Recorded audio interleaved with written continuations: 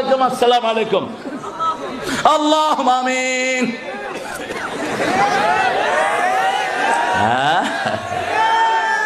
কি বলবো ভাইরা, আহারে আজকে যদি কোন সাহাবায়ে কেরাম আমাদের মসজিদ গুলো আসতেন, তিনারা পালায় যেতেন, কইতে এটা কোন নামাজেরা পড়ে, কোন নামাজ পড়ে।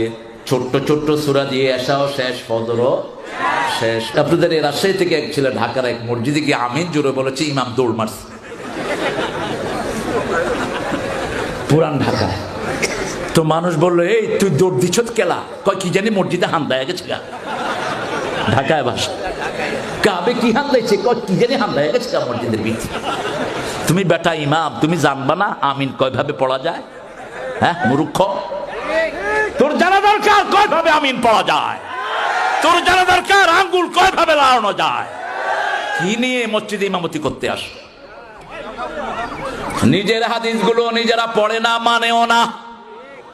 অধিকাংশ মসজিদে নামাজ পড়ি, নামাজের ভিতরে রাসূলের সুন্নত অধিকাংশ মসজিদে নাই।